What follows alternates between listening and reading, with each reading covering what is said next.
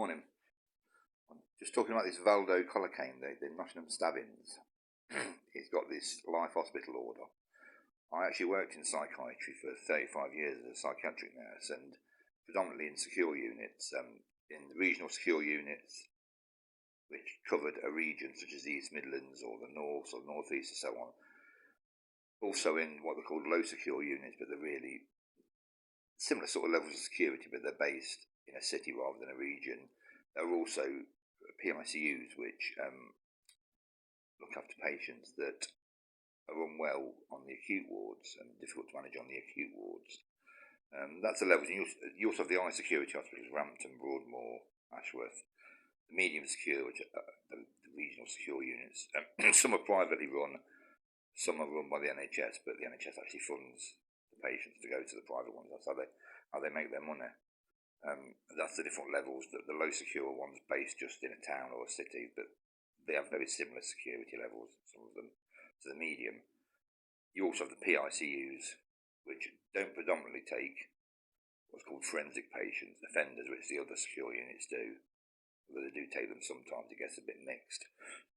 Because if there's not a bed somewhere else, they do tend to still, for a short period of time, maybe take someone from prison or so on for assessment. You take people from prison, you take people from the community, you take people from the courts, you take people that have management problems from open wards, for instance. And a forensic psychiatry, which is this guy that stabbed the people in Nottingham, he's got an hospital order which would be a section 37, and he will have a restriction order on it, 41, set by the Home Office. Now with that 41 section, it means that he cannot be given any sort of leave or discharged unless the Home Office, basically the government ministers involved, agree to it, and after endless reports from the psychiatrists and others looking after him. The weakness in this system, and in working in it for all these years, it does grate on people quite a bit actually, is for certain offences, okay, people commit all sorts of offences and get an hospital order. You can get the section 37 without a restriction order, depending on the severity of the offence. And you have to be deemed to be mentally ill at the time, or with a severe personality disorder, for instance, by two psychiatrists and other professionals agreeing that that's after a period of assessment. That is what was related to the offence and so on. Now, the weakness with this system, it appears to be, it has been for a long time, is that that's okay for more minor offences, because with that hospital order, the psychiatrist can ask for a patient, when a patient becomes well again, antipsychotics or various types of medications they may take, or various types of treatment, what can happen is they can apply for leave from the Home Office, and they give reports to the Home Office stating the person's risk, management problems, mental state, recovery, etc., etc. If all these things are in line and things are going really well and the risk is very low, they can be granted leave and the Home Office will agree to it. You'll get escorted leave in the grounds of the hospital where the secure unit's based, or locally. Eventually you can get unescorted leave, but it's done in stages if you've got the section 41 restriction order. But the problem is, like the mother of the male victim of the Nottingham attack said yesterday, people on indefinite hospital orders like this for murder and so on, 87% of them, and she quoted these statistics, they sound about right to me, 87% of them are released within 10 years, 98% before 20 years, and that's actually released from the secure hospital that they're in. They'd have had leave way before that, escorted leave and so on. Now, if you want a basic section 37, you can just be granted leave by the doctor. You doesn't have to go through the Home Office. So literally, if you've committed a serious crime, you can get leave after 6 months if you're well enough and the doctor grants it. With a 41 order, you can't. The doctor has to write to the Home Office, and various reports have to be sent to the Home Office and so on. And the Ministry of Justice as it is now. But the vast weakness of this, and it's always sort of grated with quite a few people. I know it did me a little bit. Because if you've committed sort of murder or mortal murder like this guy, you treat like I say, as a patient, not as an offender. And you can get leave after a few years if he's well enough.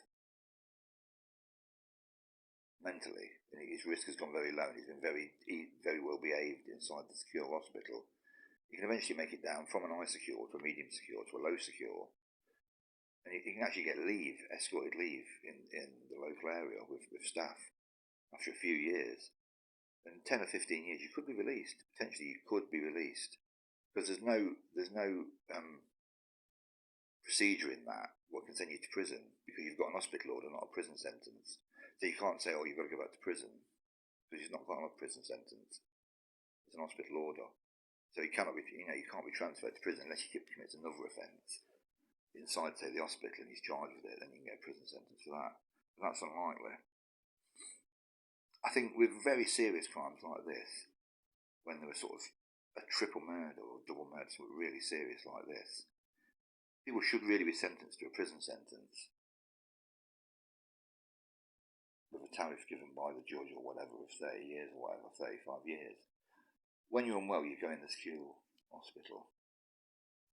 When you become well enough, you can go back to prison and carry on with your sentence. If you become unwell again, you can go back to the hospital again. Just giving someone who's committed very serious crimes like this an hospital order, when they're well and they're no risk, they can be discharged. They can get escorted leave throughout the system. In 10, 15 years, you could be literally discharged. And there's lots of people on these so-called indefinite hospital orders. They're released, like the victim's mother said, after 87% after 10 years. They're released 90-odd%, 98%, less than 20 years. And before that, many years before that, they would have had leave. You could literally get leave after 5 years with an escort. And there's no provision to send you back to prison because you've not got a prison sentence, you've got an hospital order. The hospital order stays on you forever, the Section 41, like a life licence does. So if you become unwell again, they can put you back in hospital. If you become a problem again managed in the community, they can put you back in hospital straight away, with no court being involved. Like a life licence for a life sentence prisoner works. But you can't be sent to prison unless you commit another offence. I think that's a weakness in the system. I think if you commit treble murder, there should be a prison sentence. And if you can be transferred backwards and forwards to the prison, because there are other sections where that works. Section 47, Section 47, 41, 49, works very similar. But you've got a prison sentence, so you'll be transferred back to prison when you're well enough. But it is a weakness in the system, and it's grated on a lot of people for a lot of years, actually. Because there's no provision to send this man to prison unless he does something else inside the system or somewhere else. So yeah, it is distressing for the families to think that, actually. I do feel, really sorry for them. Remark below, see what you think. Thank you.